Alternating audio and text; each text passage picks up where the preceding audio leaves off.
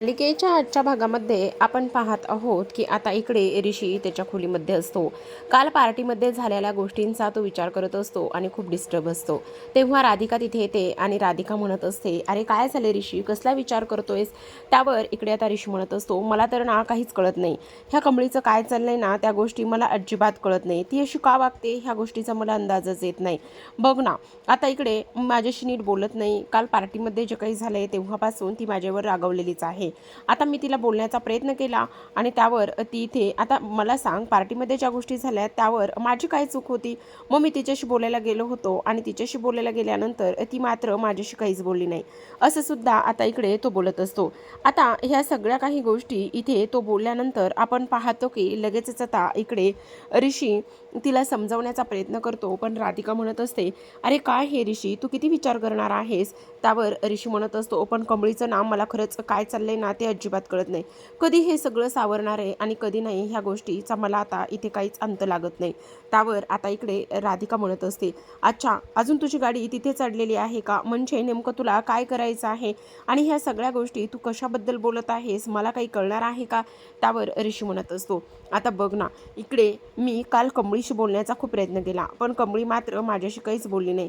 नेमकं मला तिच्याशी कसं डील करावं, काय करावं ह्या गोष्टी अजिबात कळत नाही आहेत. काय करू मी, सांग ना?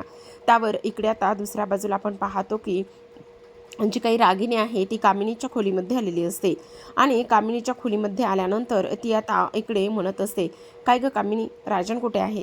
राजन का गं, काय झालं त्याचं आणि आज असं अचानकच का विचारतेस? त्यावर ती म्हणत असते, अगं का विचारतेस म्हणजे विचारायचं नको का? आणि सगळ्यात महत्त्वाचं म्हणजे तुला एक गोष्ट मी सांगते, हे बघ, काल ना इकडे हो, पण राजन आणि त्याचबरोबर आई हे दोघेजण एका मीटिंगसाठी बाहेर गेलेले आहेत. अच्छा, तुला सांगू, राजन इथे नसताना ना एक खूप मोठी गोष्ट घडली. काय घडलेली आहे असं इकडे ती विचारत असते. तेव्हा लगेचच आता इकडे आपण पाहतो की नाही, कामिनी म्हणत असते, काल एक इन्स्पेक्टर राजनला भेटण्यासाठी आला होता.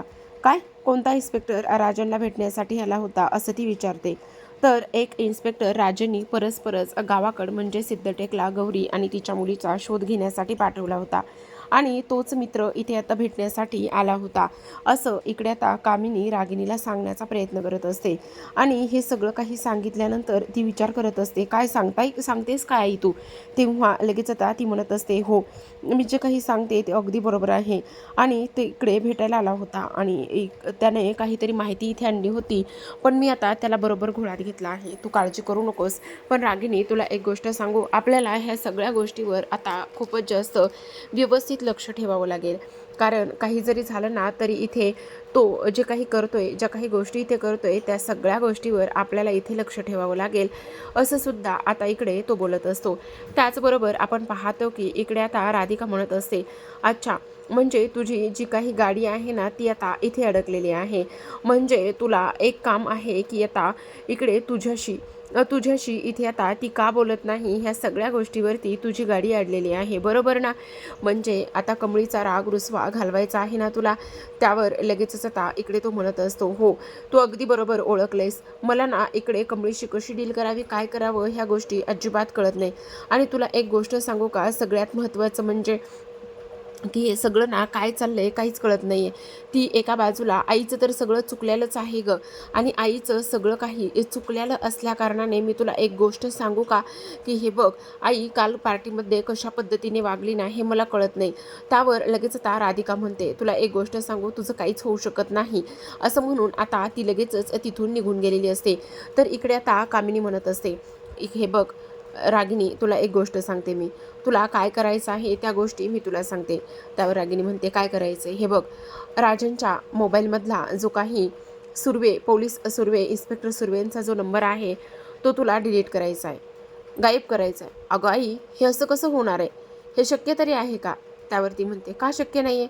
बायकोच ना तू त्याची, एकाच खोलीमध्ये दोघं राहत आहे ना, आणि एकाच खोलीमध्ये दोघं राहत असून सुद्धा तू असा कसा विचार करतेस?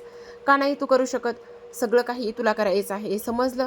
त्यावर रागिनी म्हणते, अगं पण कसं काय, कसं आणि कधी हे मला अजिबात माहिती नाही, पण मी सांगितलेल्या सगळ्या गोष्टी तुला इथे मी म्हणेल तशाच करायच्या आहेत. एकदा का तो मोबाईलमधून नंबर गायब झाला ना, आणि तो मोबाईलमधून नंबर गायब झाला की मग आपण बघूया काय करायचं आणि काय नाही ते. बाकी इथे मी सगळ्या गोष्टी करण्यासाठी सज्ज आहे. फक्त तुला जे काही सांगितलंय ना तेच तुला करायचं आहे, असं कामिनी म्हणत असते. त्यावर रागिनी म्हणत असते, तू आई काळजी करू नकोस. आता बघच, मी जो काही पोलिसांचा नंबर आहे तो इकडे काढून टाकते. त्यावर कामिनी म्हणते, तिकडे सिद्धटेकला त्या गौरी आणि तिच्या मुलीकडे लक्ष ठेवण्यासाठी मी आहे, पण इकडे तुला एका गोष्टीकडे लक्ष ठेवायचं आहे, आणि ते म्हणजेच की जो राजन आहे त्याच्याकडची तुला लक्ष ठेवायचं आहे, असं सुद्धा आता इकडे ती बोलत असते. त्यावर आपण पाहतो की इकडे रोहित ऑफिसवरून आलेला असतो. तेवढ्यातच आता इकडे ऋषीसुद्धा येतो आणि ऋषी आल्याबरोबर डायनिंग टेबलवरती बसतो. तेव्हाच आपण पाहतो की आता लगेचच जो काही रोहित आहे तो सुद्धा त्याच्या बाजूला बसलेला असतो. आता इकडे ऋषी म्हणत असतो, आई कुठे आहे, आई कुठे गेली, काही आयडिया आहे का? आता रोहित म्हणत असतो, का तुला आईची काळजी आहे का? काल तर आईच्या बाजूने काहीच बोलला नाहीये, शांत बसलास. काल पार्टीमध्ये एवढा राडा झाला, एवढं सगळं काही झालं, तिथं तर मुख गिळून तू बसला होतास. त्यावर लगेचच आता इकडे जो काही ऋषी आहे तो म्हणत असतो, पण काल आईचं चुकलंच होतं. आईने कुठल्याच गोष्टीचं तारतम्य न बाळगता असं बोलली आहे. मग तिच्या ह्या सगळ्या गोष्टी इथे चुकलेल्याच आहेत ना. मग मी काय बोलायला हवं होतं? बोल ना, काय बोलायला हवं होतं? तर लगेचच राधिका इकडे ऋषीला खानाखुना करून गप्प बसायला सांगत असते. पण इकडे मात्र तो अजिबात गप्प बसत नसतो. तो म्हणत असतो, आई काल जे काही वागली ना ते खूप चुकीचं होतं. आईनी अशा पद्धतीने वागायला नकोच होतं. आईचं खूप जास्त चुकलेलं आहे, असं सुद्धा तो इथे सांगत असतो. त्यावर लगेचच आता रोहितला राग येतो आणि तो म्हणतो, आईनं आपल्यासाठी आत्तापर्यंत किती आणि काय काय गोष्टी केलेल्या आहेत, ह्या गोष्टी तुला माहिती नाही आहेत का? का का आणि कशामुळे शांत बसतोयस? त्याचबरोबर इथे तो म्हणत असतो, हो मान्य आहे. अरे नयनतारा बिझनेसचं किंवा नयनतारांचं नाव घेतलं तरीसुद्धा आपल्याला लोक इथे छान मान राखून बोलतात.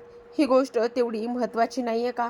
मग इथे आईचा कोणीतरी येतंय, अपमान करतंय आणि तू शांत बसून ते सगळं काही ऐकू शकतोस, हे किती योग्य आहे, असं सुद्धा आता इकडे तो बोलत असतो. त्याचबरोबर आपण पाहतो की आता रोहितला राग आलेला असतो. ऋषीला सुद्धा राग येतो आणि तेव्हा तो लगेचच रागाने तिथे निघून जातो. इकडे राधिका त्याला सावरण्याचं काम करते, पण मात्र तो निघून गेलेला असतो. तर आता इकडे दुसऱ्या बाजूला वळूयात.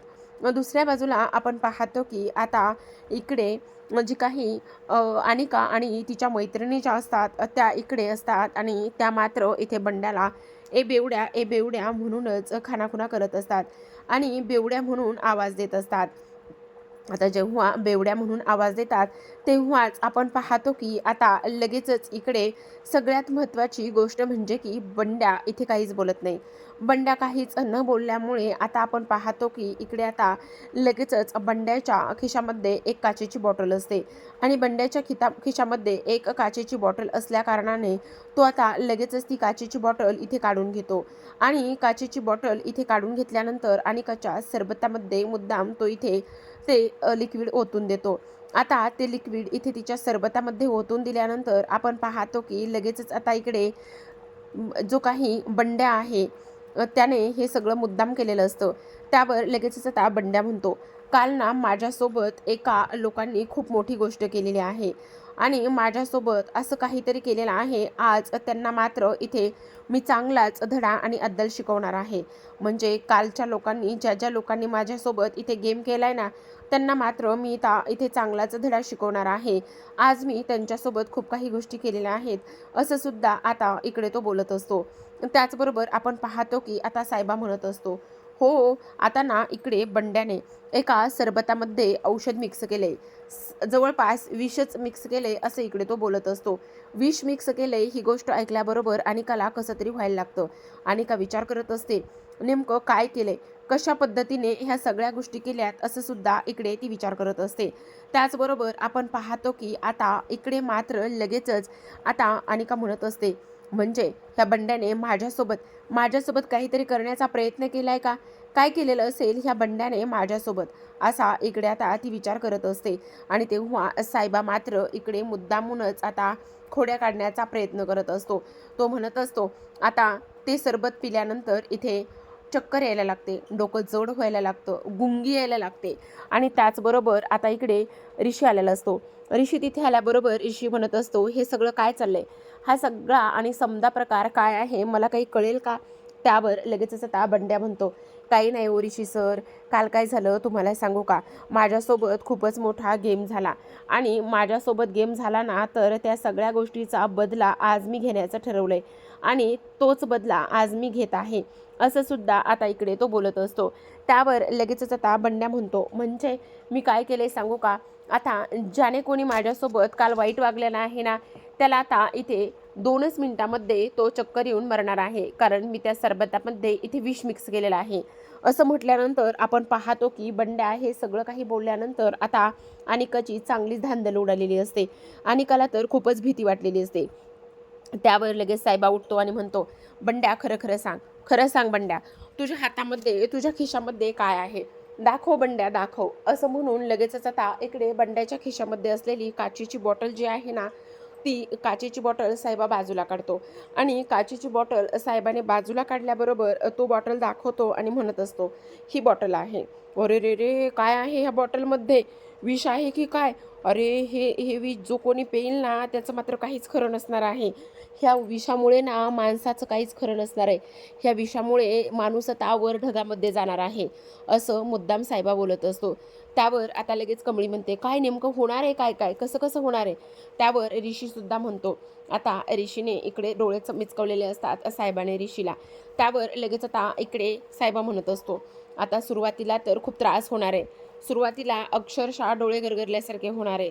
त्याचबरोबर तुम्हाला एक गोष्ट सांगू का, सगळ्यात महत्त्वाची म्हणजे की हे बघा, हे जे काही औषध आहे ना, हे पेल्यानंतर अक्षरशः गरगरल्यासारखं होतं. त्याचबरोबर समोरचे लोक जे आहेत ना, ते अंधुक दिसायला लागतात. कोण काय बोलतंय कोण काय नाही ह्या गोष्टी अजिबात समजत नाहीत, असं सुद्धा आता इकडे तो बोलत असतो. त्याचबरोबर आपण पाहतो की आता हे सगळं काही बोलल्यानंतर इकडे साहेबा म्हणत असतो, आणि अजून त्या आणखी एक गोष्ट सांगू का तुम्हाला, सगळ्यात महत्त्वाची म्हणजे, हां आणखी कोणती गोष्ट होणार आहे. त्यावर साहेबा म्हणतो, तुम्हाला काय सांगू. त्यावर अनिकाला आता गरगरल्यासारखं होत असतं. अनिका म्हणते, मला खूप गरगरल्यासारखं होतंय, मला खूप जास्त कसं तरी होतंय, काय करू मी काय करू मी, असा इकडे आता ती विचार करत असते. तेव्हा आपण लगेचच पाहतो की इकडे आता ती एका चेअरवरती बसते आणि ती एका चेअरवरती बसल्यानंतर आता ती म्हणते, मला प्लीज हॉस्पिटलमध्ये तुम्ही घेऊन चला ना, मला आता कसं तरी होतंय. अगं अनिका, तुला काय होते, तू अशी का करतेस, तुला कसला त्रास होतोय का. त्यावर ती म्हणत असते, हो ना, मला खूप जास्त त्रास होतोय, मला कसं तरी होतंय, मला काहीतरी होतंय, मी काय करू, प्लीज माझ्या मॉमला फोन कर ना, माझ्या मॉमला बोलून घे ना. तेव्हा लगेच आता तिच्या मैत्रिणीने रागिनीला कॉल केलेला असतो आणि करडत असते फोनवर, म्हणत असते, आई प्लीज ग, तू लवकर ये, मी कसलं तरी विष पेले आणि मला त्रास होतोय, मी मरणार आहे आता, आई लवकर ये ग लवकर ये ग, असं म्हणूनच ती सांगत असते. तेव्हा लगेच आता इकडे रागिनी म्हणत असते, बाळा तू काळजी करू नकोस, मी पटकन येते, असं म्हणून लगेचच आता इकडे अनिकाने डोक्याला हातच लावलेला असतो. आता खरं तर इकडे अनिकाचं सगळं सत्य समोर आणायचं असतं आणि सगळं सत्य समोर आणण्यासाठी ह्या सगळ्या काही गोष्टी इथे आता सुरू असतात. त्याचबरोबर आपण पाहतो की इकडे आता रागिनी धावतच आलेली असते. रागिनी धावतच आल्यानंतर आता इकडे रागिनी म्हणते, काय झाले अनुबेबी, काय झाले. त्यावर आता इकडे ती म्हणत असते, ह्या ह्या बंड्याने ना माझ्या सरबतामध्ये काहीतरी मिक्स केले आणि ह्या बंड्याने माझ्या सरबतामध्ये काहीतरी मिक्स केले. त्यावर रागिनी म्हणते, ए बंड्या, तुझी हिंमत कशी झाली, असं म्हणून ती त्याची डायरेक्टच कॉलर पकडते. आणि तेव्हा डायरेक्ट कॉलर पकडल्यानंतर आपण पाहतो की लगेचच आता इकडे जी काही कमळी आहे ती म्हणत असते, एक मिनिट, तुमची हिंमत कशी झाली बंड्याची कॉलर पकडण्याची, तुम्ही समजता कोण स्वतःला, आणि त्याचबरोबर इकडे असं काय केलेलं आहे बंड्याने की तुम्ही त्याची कॉलर पकडली आणि तुम्ही असं ऐन वेळेला आला आणि कॉलर पकडण्याची हिंमत तरी कशी केली, बोला ना बोला, सांगा काय पुरावा काय आहे. त्यावर लगेचच आता कामिनी म्हणत असते, रागिनी म्हणत असते, कसलं ज्यूस पाजले ना त्यानं, आणा इकडे ते ज्यूस, असं म्हणून लगेचच आता कमळी राहिलेलं सरबत पित असते. आता राहिलेलं सरबत पिल्यानंतर सगळ्यांना शॉक बसतो. त्यावर कमळी म्हणते, पिले मी, असं बंडा काहीच म्हटला नाही की इथे त्याने ह्या सरबतामध्ये काहीतरी मिक्स केलं आहे म्हणून, काय बोलला का असं बंड्या तू काही, नाही बंड्या तर असं काहीच बोलला नाहीये. मग तरीसुद्धा इथे तुमची पोरगी का बरं एवढी घाबरलेली आहे, तुमच्या पोरीला कशाची बरं भीती वाटलेली आहे, तुमच्या पोरीनं इथे काय काय केलं ही तुम्हाला तरी माहिती का, तुमची पोरगी इथे कशा पद्धतीने वागली, कारण काल इकडे प्राजूच्या वाढदिवसाला ज्या काही गोष्टी इथे तुमच्या पोरीनं केल्यात ना, त्या गोष्टीमुळे ती खूप घाबरली आहे आणि त्या पोरीनं ह्या सगळ्या गोष्टी केल्यामुळे ती अशी करते, समजलं. त्यामुळे इथे बंड्या फक्त एवढीच एक गोष्ट बोलला, की काल माझ्यासोबत पार्टीमध्ये ज्या लोकांनी इथे चुकीचं वागलंय ना, त्यांना मी दिलेल्या सरबतामुळे त्रास होणार आहे. मग मला सांगा, बंड्या जर असं बोलला तर इकडे तुमची मुलगी, हिला का बरं त्रास व्हावा? तिचा काय बरं संबंध आहे? ती तर लगेच त्रास व्हायला लागला म्हणून उड्या मारायला लागली. आणि आणखी एक सगळ्यात महत्त्वाची गोष्ट म्हणजे तुम्ही तुमच्या पोरीवर नीट संस्कार करायला शिका. तुमची पोरगी कशी वागती, काय करती, ह्या गोष्टी जरा एकदा बघायला शिका तुम्ही.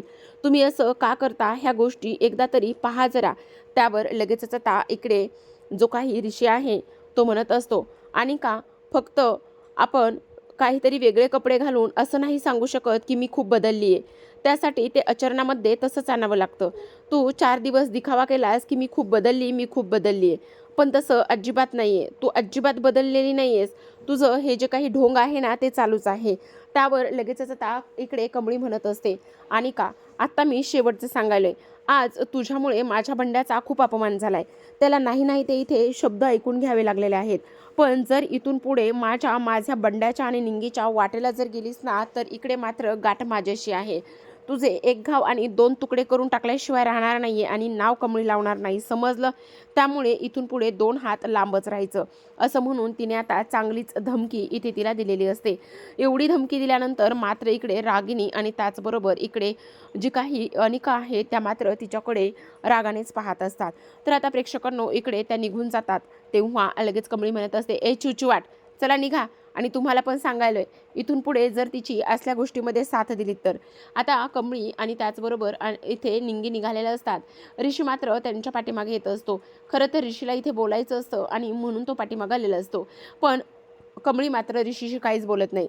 त्यावर आता इथे ऋषी म्हणत असतो, कमळीला काय झाले? ती माझ्याशी काहीच का बोलत नाही? त्यावर आता इकडे निंगी म्हणत असते, तिनं का बोलायला हवंय तुमच्यासोबत? तुम्ही तिच्या बाजूने तर बोलला नाहीतच नाहीत, पण इथे तिच्यावर अविश्वास दाखवला. त्यामुळे आता तिला कसं मनवायचंय, काय मनवायचंय हे तुमचं तुम्ही बघा.